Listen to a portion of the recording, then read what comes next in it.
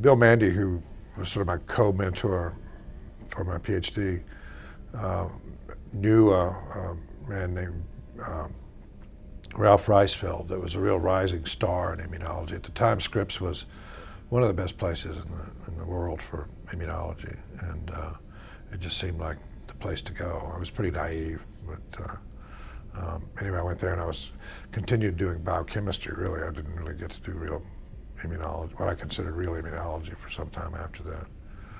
But that's basically why I went there. It was a great place, and it looked like a good project to work on with Ralph.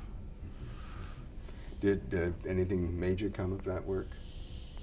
There was some interesting things that came out of it. At the time, there was a big debate in immunology. Of course, people knew what antibody molecules were and how they worked, and knew about B cells. T cells had just been identified, but nobody really knew how T cells worked. Nobody knew what their receptor was, what they used to recognize their targets. So I didn't work on that there, but I worked on the other side of it, because it was known then that molecules called MHC molecules, major histocompatibility complex molecules, were involved in graft rejection and all this. And so it began to be realized that they were involved in antigen presentation, and the T cells in part saw them.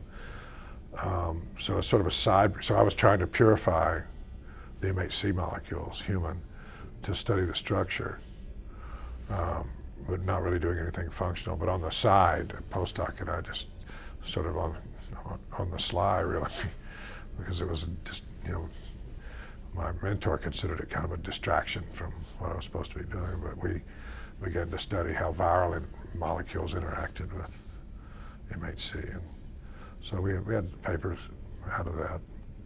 They were significant. Later it turned out that it's not that we were wrong, but there were some issues with the reagents that we used. That was before monoclonal antibodies.